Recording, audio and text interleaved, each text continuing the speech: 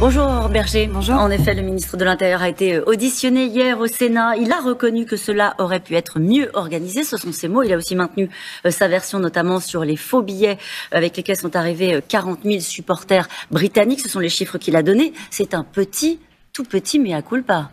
C'était déjà la nécessité d'expliquer précisément ce qui s'est passé, c'est-à-dire de détailler presque minute par minute, heure par heure, la manière avec laquelle le déroulé des faits pour comprendre et pour faire en sorte qu'évidemment ça ne puisse plus se reproduire dans le cadre des grands événements qu'on va accueillir, notamment la Coupe du Monde de rugby dans un an. Et il y a une conjonction de facteurs et c'est ça que les deux ministres ont expliqué hier. Conjonction de facteurs sur en effet ces billets qui étaient falsifiables parce que billets en papier et pas uniquement des billets électroniques. Il y a un doute sur les chiffres quand même. 40 000 faux billets, dit le ministre, 2800, disent certains spécialistes. Sauf qu'à un moment, il y avait un préfiltrage.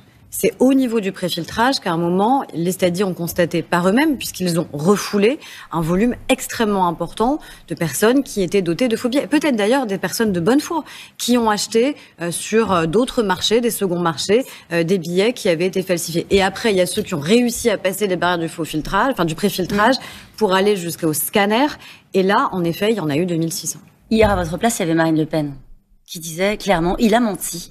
Il a menti et il ment aux Français. Il doit démissionner, il doit s'excuser, il l'a fait, mais il doit démissionner. Est-ce qu'il a menti aux Français ? Déjà, je crois que l'extrême droite demande à peu près tous les 3 mois la démission du ministre de l'Intérieur, quel qu'il soit, quels que soient les gouvernements. Donc bon, ça, en tout cas, il y a une forme de cohérence et de continuité de la part de l'extrême droite sur le sujet. Après, qu'elle nous dise précisément ce qu'elle se permet de dire, c'est-à-dire de quel droit elle dit que le ministre a menti, alors que justement, on a des faits qui sont établis. Et encore une fois, on met pas la poussière sous le tapis, il y a eu un certain nombre de dysfonctionnements, c'est une réalité, personne ne peut le nier, et il y a eu une conjonction de facteurs qui a conduit à ces dysfonctionnements. Parmi les dysfonctionnements, et Gérald Darmanin a évoqué l'utilisation disproportionnée, c'est les mots qu'il a utilisés, du gaz lacrymogène. Le problème, c'est la stratégie du maintien de l'ordre. Je résume, le problème, c'est le préfet Lallemand. Le problème, c'est surtout ceux qui veulent pointer du doigt la responsabilité d'abord des forces de l'ordre. Or, au regard justement de tout ce qu'on vient de décrire, du volume de personnes, de la délinquance aussi qui a pu avoir lieu aux abords du stade, si nous n'avions pas eu les forces de l'ordre qui sont les nôtres, avec le professionnalisme qui est le leur, alors on aurait eu probablement un drame que nous n'avons pas eu. Le problème, c'est pas les forces de l'ordre, c'est l'utilisation de gaz lacrymogène, c'est la stratégie de maintien de l'ordre. En tout cas, ce qu'a dit le ministre, c'est qu'il a demandé l'ouverture de 2 enquêtes IGPN, donc qui sont 2 enquêtes internes extrêmement sévères, extrêmement strictes au sein de la police, pour déterminer les responsabilités et pour savoir si, 1, la stratégie employée était la bonne, 2, s'il y a eu ou pas une utilisation abusive. Quand même, Aurore Berger, vous êtes en pleine campagne pour les législatives. Est-ce qu'il aurait fallu s'exprimer plus vite, faire ce qu'il a fait devant la commission du Sénat hier, le faire plus tôt? Est-ce qu'il n'y a pas eu quand même un dysfonctionnement aussi dans la communication, dans la prise de parole du ministre de l'Intérieur? Ce qui compte encore une fois, c'est de pas se cacher, de pas faire semblant et d'assumer des dysfonctionnements quand ils ont existé. Et c'est ce qu'ont fait les 2 ministres hier. Peu importe la polémique, c'est ça que vous dites ? Non, pas peu importe la polémique. Je crois que c'était légitime encore une fois que ils s'expriment et qu'ils s'expriment devant le Parlement. J'imagine qu'ils pourront le faire devant l'Assemblée nationale après les élections législatives, mais c'est important parce que c'est la responsabilité du Parlement de contrôler l'action du gouvernement. Donc c'était légitime qu'ils le fassent devant les Français, par l'intermédiaire du Parlement. Il n'est pas devenu le maillon faible du gouvernement, Gérald Darmanin? Non, je crois pas. Non, je crois pas, absolument pas. Au contraire, je crois qu'on a un ministre de l'Intérieur qui assure une continuité dans ses fonctions et dans son rôle depuis un certain nombre d'années. Je crois que c'est plutôt rassurant aussi, encore une fois, de pas avoir une valse de ministres de l'Intérieur qui se succèdent avec des stratégies qui sont différentes, avec encore une fois aussi, moi je le réaffirme, un soutien à nos forces de l'ordre parce que on a parfois les mots un peu faciles sur un certain nombre de plateaux pour attaquer les forces de l'ordre, alors même que sans elles, encore une fois, vu l'ampleur de ce qui s'est passé au Stade de France, on aurait probablement eu un drame humain. Le 12 mars dernier, le président de la République disait « Il faut faire la réforme des retraites rapidement. C'est un chantier prioritaire. » Mais depuis, on a entendu, alors je vais faire un petit florilège, que ce n'était pas un totem, ça c'est Elisabeth Borne, que le calendrier est en construction, que ce serait peut-être en octobre, ça c'est le ministre en charge de la réforme des retraites, qu'il faut chercher un consensus et que tout est ouvert à la discussion. Alors la question est très simple. Est-ce que ce gouvernement est en train de mettre la réforme des retraites sous le tapis? Non. Cette réforme, elle doit avoir lieu. Mais on ne peut pas, d'un côté, nous dire, vous devez changer de méthode de gouvernement, vous devez associer, vous devez écouter, et dire aux partenaires sociaux, en fait, vous n'avez plus qu'à signer, voilà exactement la réforme telle qu'elle existe et telle que nous souhaitons la mettre en œuvre. C'est ce qu'avait dit le président de la République. Donc, non, mais ce qu'on dit... Il avait dit 65 ans, chantier prioritaire. Il l'a dit aussi pendant la campagne présidentielle, dans l'entre-deux tours, vous l'avez entendu, un certain nombre de vos confrères l'ont interrogé directement sur ces sujets-là, justement en disant, est-ce que oui ou non cette réforme doit être conduite ? Oui. Est-ce qu'il va falloir travailler plus longtemps ? Oui. Est-ce que c'est une nécessité pour la soutenabilité de notre régime de retraite, la capacité qu'on a à payer les pensions de retraite et à augmenter la retraite minimale à 1 100 €? La réponse est oui, toujours oui, encore oui. Est-ce que ça doit se faire dans ce quinquennat? Encore oui.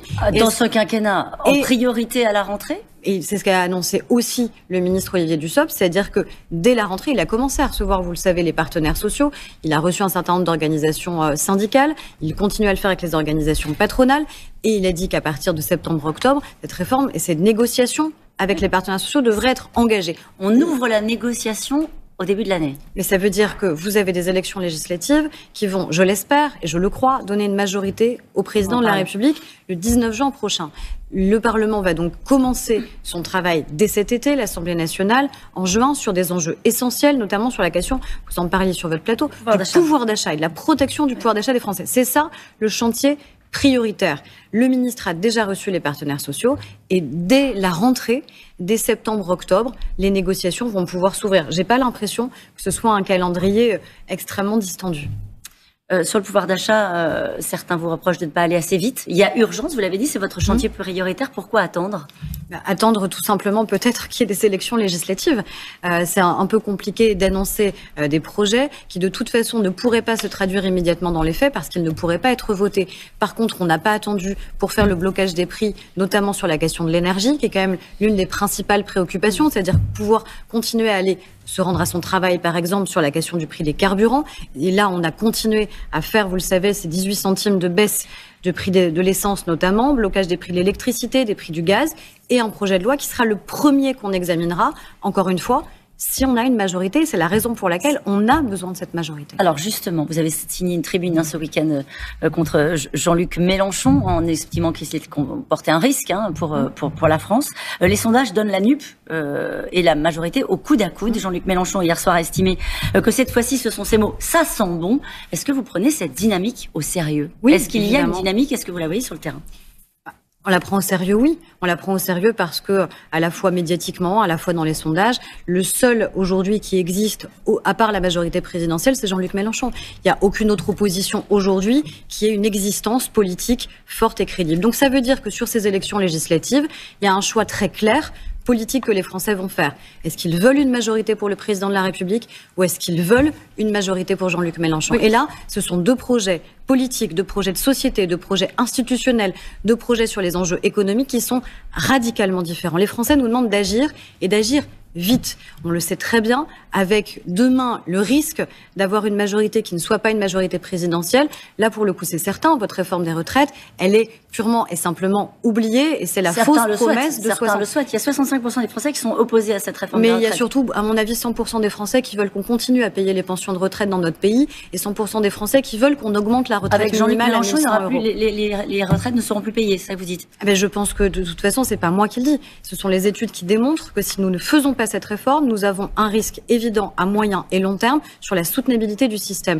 Donc promettre aujourd'hui les 60 ans, sans dire vraiment d'ailleurs la durée de cotisation et le nombre de trimestres, c'est mentir aux Français. Dire qu'on peut assumer d'avoir un vrai choc sur les enjeux énergétiques et écologiques en sortant du nucléaire, c'est mentir aux Français. De la même manière que dire qu'on élit un Premier ministre, c'est mentir aux Français parce que ça n'est pas le mode de fonctionnement de nos institutions. L'affaire Damien Abad, le retrait de la candidature de Jérôme Perra, le fiasco du Stade de France, elle ne doit pas être simple, la campagne sur le terrain?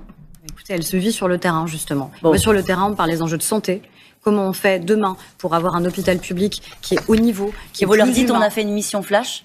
Je leur dis surtout, on a revalorisé l'hôpital public, on a revalorisé nos soignants, il va falloir qu'on continue à le faire et qu'on rende l'hôpital plus humain. Il va falloir qu'on continue à faire monter en compétence toutes les autres professions médicales pour faire face à la pénurie et que oui, avec le pouvoir d'achat, la santé est l'enjeu prioritaire. Merci beaucoup, Aurore Berger.